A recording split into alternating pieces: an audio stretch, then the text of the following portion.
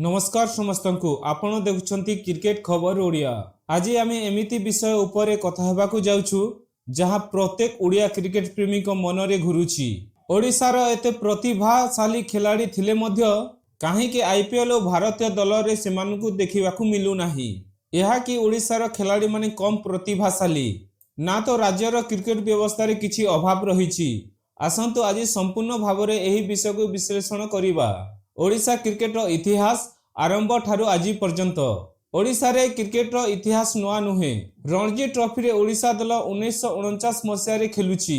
अनेक समय रे दल भल प्रदर्शन मध्य करुछि, किंतु सही प्रदर्शन केबे लगातार रही नाही। ओडिशार किछि खिलाड़ी अंतर्जातिक स्तर रे नाम करिथिले, हेमंत दास, शिवम अमरनाथ, नंदन कानन दास आदि, किंतु सेमाने भारतीय दल रे नियमित स्थान पाई परिले नाही। आईपीएल रे ओडिशा खिलाड़ी काहेकि दुर्बल? आईपीएल होछि एक एमिति प्लेटफॉर्म जोठी देश विदेशर प्रतिभा आसी थांती, हेले ओडिशार नाम एठी खूब कम सुनिबाकु मिले। मुख्य कारण गुड़िक डोमेस्टिक मैच रे लगातार प्रदर्शन अभाव, मीडिया और स्काउटिंग टीम रो दृष्टि ओडिशा उपरे कम। आईपीएल टीम गुड़िक अधिकांश समय रे बड़ राज्यर खिलाड़ी मानकु प्राथमिकता देई थाए। ओडिशा दलरु मैच विनर परफॉर्मेंस खूब कम देखिबाकु मिले।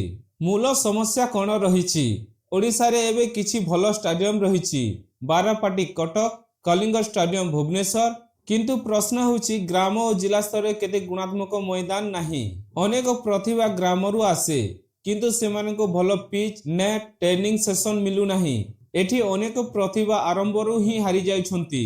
कोचिंग और मेंटरशिप रो अभाव, महाराष्ट्र, दिल्ली, कर्नाटक भली राज्य रे पूर्वतन अंतर्जातिक खिलाड़ी माने कोचिंग देउछंती, किंतु ओडिशा रे एमिति अभिज्ञता मेंटर बहुत कम। एक खिलाड़ी को मात्र खेल नुहे, मेंटरशिप, फिटनेस, मैच रो टेम्परमेंट मध्ये सिखाइबाकू पड़े।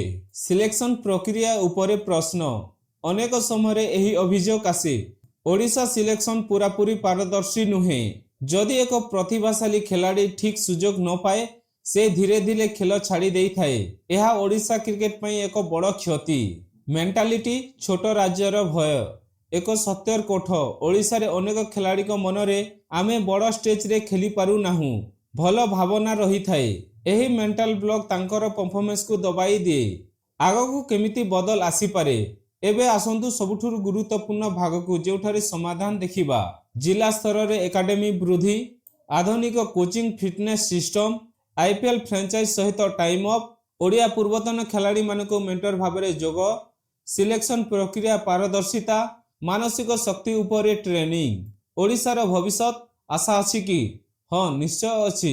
आज जदि छोट राज्य रो हार्दिक पांड्या, जाडेजा, ईशान किशन भली खिलाड़ी आसी पारुछंती, तेबे ओडिशा रे काहेकि नुहे? आवश्यकता अछि सठिक योजना, समर्थन और धैर्य। ओडिशा क्रिकेट रे प्रतिभार अभाव नाही, अभाव अछि सुजोग और सिस्टम। जदि सठिक पदक्षेप निया जाय, आसंता किछि वर्ष रे आईपीएल और टीम इंडिया रे ओडिशार नाम निश्चित सुनिबाकू मिलिबो।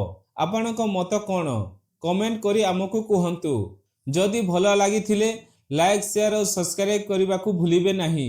जय ओडिशा, जय क्रिकेट।